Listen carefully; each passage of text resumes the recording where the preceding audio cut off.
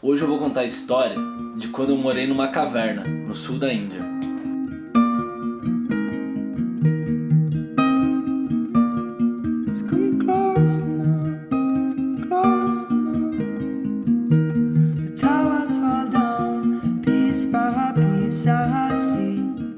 Por que esse cara foi morar numa caverna?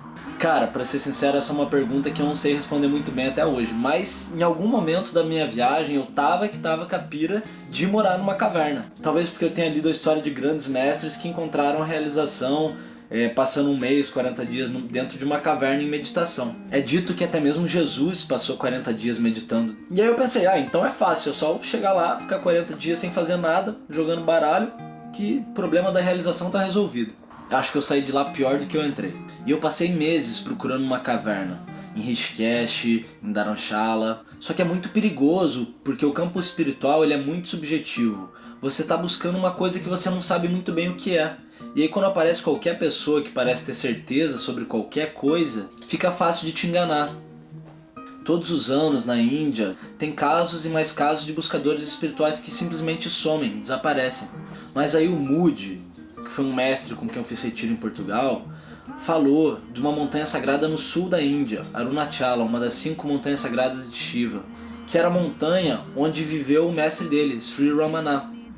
E eu peguei um ônibus na louca e fui pra lá, sem saber pra onde que eu tava indo ou o que que eu ia fazer. E eu queria meditar também para ter uma experiência de isolamento completo.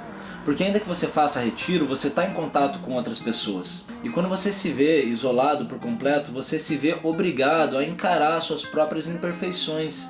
Porque não tem mais o outro para quem você jogar a culpa dos seus problemas. E a nossa relação com o outro e a forma como a gente percebe o mundo nada mais é do que um espelho interno de como a gente se percebe também. E eu cheguei nessa montanha e não achava nenhuma caverna. Até que eu subi num lugar que tinha um ponto de vista maravilhoso da cidade e passei a tarde meditando lá. Quando eu abri o olho, tive um encontro assim um pouco estranho. Tinha um cara parado na minha frente, me olhando, e perguntou o que eu estava procurando. E aí eu falei que eu estava procurando uma caverna para meditar. Ele me fez algumas outras perguntas, como o que eu sabia sobre meditação, qual mestre eu seguia, e a gente conversou um pouco sobre a vida. Aí ele falou, olha, tá bom, eu vou te levar para um lugar, mas você não pode falar para ninguém. E ele foi me levando pelo meio da montanha e me levou numa caverna escondida, onde morava um sadhu. Os sadhus são retirantes espirituais que abandonam a vida material para levar uma vida dedicada ao cultivo espiritual. E esse sadhu fez vários testes comigo. Ele não falava a mesma língua que eu, então o outro cara traduzia pra gente. Ele mediu meu pulso, mediu minha energia, pediu pra eu meditar, fazer posição de yoga, mas ele acabou me aceitando na caverna dele. E era uma caverna bem ajeitadinha, sabe? Era pequenininha, mas era bem ajeitadinha. É aqui que eu tô morando durante todo o mês de setembro. Aqui é onde a gente dorme. O Mani, ele dorme comigo aqui a maioria das noites. Algumas noites eu durmo sozinho. Esse aqui é um símbolo de Shiva, representa as 3 gunas. Tinha uma queda d'água ali perto, então questão de higiene pessoal e de água estava resolvido. Aí o pessoal sempre me pergunta, e comida? Comida eu caçava. Não, mentira. Comida eu pagava para esse meu amigo trazer toda semana comida lá de baixo. E eu passei 3 semanas assim, vivendo numa caverna, sem fazer absolutamente nada. E fazer nada é bom, porque a nossa mente está sempre incessante, pensando em um monte de coisa, e ela não para. E aí quando você para, você começa a se conhecer de verdade. Na verdade, as únicas coisas fora do comum que aconteciam ali eram os macacos que estavam sempre roubando nossa comida, e quase me roubaram mais uma câmera. Eu perdi 3 câmeras nessa viagem, entre roubos, furtos e vacilo.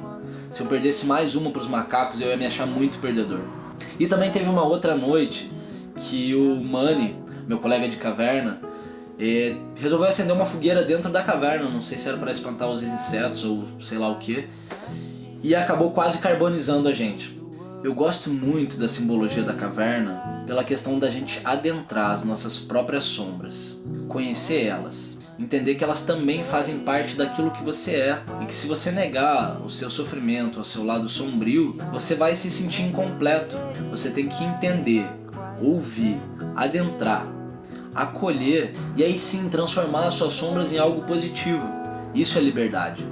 E eu achava que os meus maiores medos eram o medo da solidão e da ausência de recursos materiais, de não ter conforto. E eu entendi que se eu pudesse encontrar a paz e a felicidade naquelas condições, eu seria capaz de encontrar em qualquer condição.